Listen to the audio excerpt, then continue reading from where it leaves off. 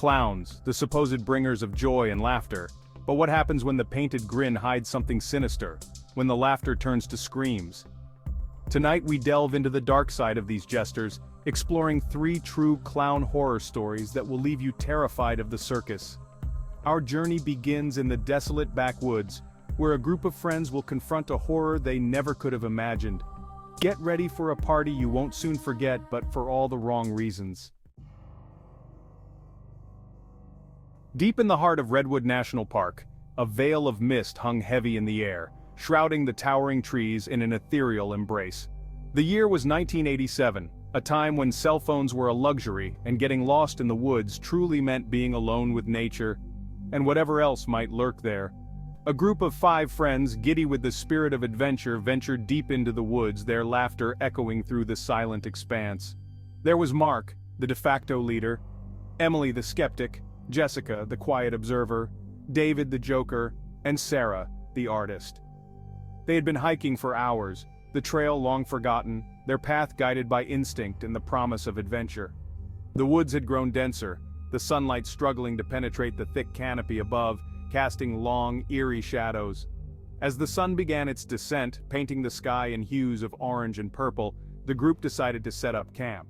They found a clearing and quickly got to work, their earlier laughter replaced with a comfortable silence.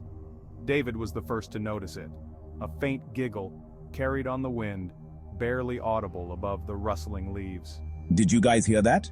He asked, his voice barely above a whisper. The others stopped what they were doing, their heads turning in unison. A shiver ran down Jessica's spine. S1, hear what? It sounded like giggling, like a child's giggle. That's creepy. There's nobody out here but us, right? It was probably just a squirrel or a bird or something. Don't be so paranoid. But David wasn't convinced. He could still hear it, faint but unmistakable, the sound of a child's laughter. He decided to investigate, his curiosity outweighing his fear. He moved cautiously towards the source of the sound. He had only gone a few yards when he saw it.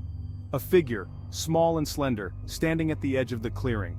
It was a child, a little girl, no more than 7 or 8 years old, wearing a white dress stained with dirt and grime. She was holding a red balloon. Hello? Are you lost, little one? The girl didn't answer. She just stood there, motionless, the red balloon bobbing gently in her hand. It's okay, I won't hurt you. My name is David, what's yours? The girl slowly turned, her head pivoting on her neck at an unnatural angle. And then, David saw her face. Her face was painted white, a grotesque parody of a clown. Her lips stretched into a wide, unnatural grin, painted a garish red. Her eyes were wide and vacant, ringed in thick black makeup. She didn't blink, didn't even seem to breathe. She just stared at him, her painted grin unwavering. Do you want a balloon? David recoiled in horror, his blood turning to ice in his veins. A scream rose in his throat, but before he could utter a sound, the girl lunged at him. The red balloon drifted lazily through the air, landing softly on the ground where David had stood just moments before. It bobbed there for a moment, a solitary splash of color in the otherwise desolate landscape. And then, it was gone, swallowed by the undergrowth, as silently and mysteriously as it had appeared. The Thompson family was known for their extravagant parties, especially for their only daughter, Lily. For her 7th birthday, they decided to go all out, renting out a local park pavilion and hiring the most popular entertainer in town, Chuckles the Clown. Chuckles was an immediate hit, his infectious laughter and repertoire of magic tricks captivating the children. He fashioned balloon animals, pulled colorful scarves from his sleeves, and even juggled flaming torches. Lily, in her frilly pink dress and tiara, was particularly smitten with Chuckles. He seemed to gravitate towards her, often singling her out for special attention during his act. As the party progressed, Lily became inseparable from Chuckles, her laughter echoing through the park as he spun her around. However, amidst the merriment, Lily's mother, Mrs. Thompson, couldn't shake off a growing sense of unease. There was something about Chuckles' eyes, a certain glint beneath the painted cheer, that sent chills down her spine. His smile, though wide and inviting, seemed strained, as if hiding something sinister beneath the surface. As the sun began to set, casting long shadows across the park, Mrs. Thompson decided to confide in her husband. Honey, something doesn't feel right about that clown. Relax, darling. He's just doing his job. The kids love him. Despite her husband's reassurance, Mrs. Thompson couldn't shake off the feeling of dread. She decided to do some digging of her own. Excusing herself from the party, she approached one of the park staff. Excuse me, I was hoping you could tell me a little something about the clown, Chuckles. The woman's smile faltered slightly. Chuckles?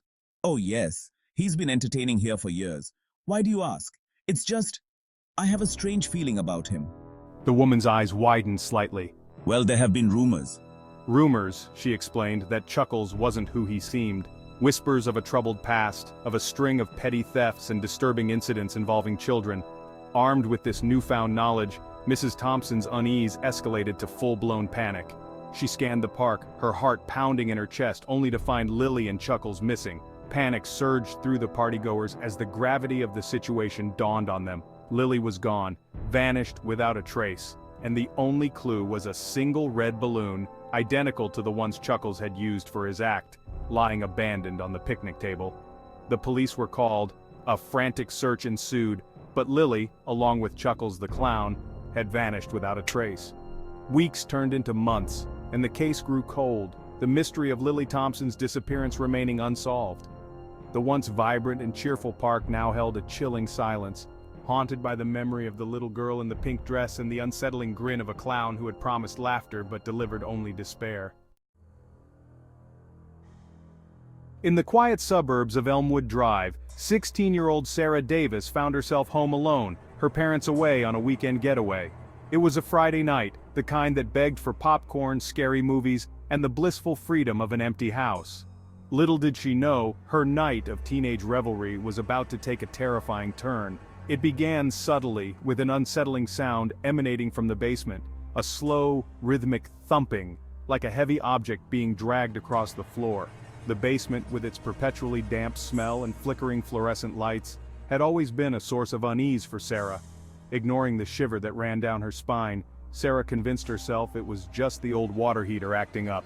However, as the night wore on, the thumps grew more insistent, punctuated by a low, guttural growl. Her pulse quickened, her grip tightening around the TV remote. Unable to shake off the growing sense of dread, Sarah decided to investigate. Arming herself with a heavy Maglite flashlight, she cautiously made her way to the basement door.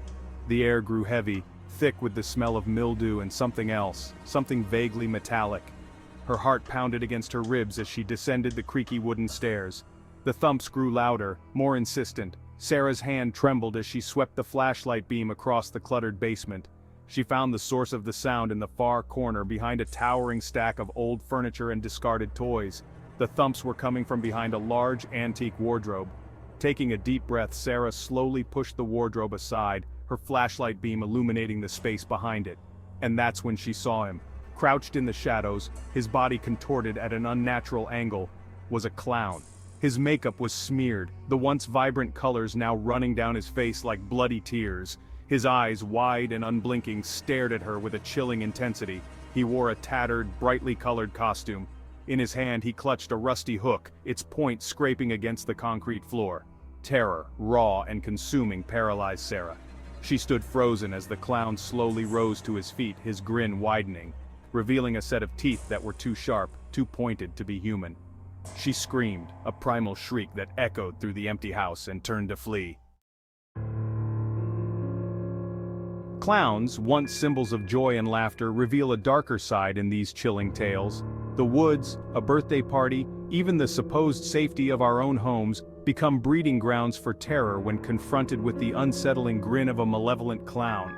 What lurks beneath the makeup, behind the painted smiles? What dark secrets do these jesters hide?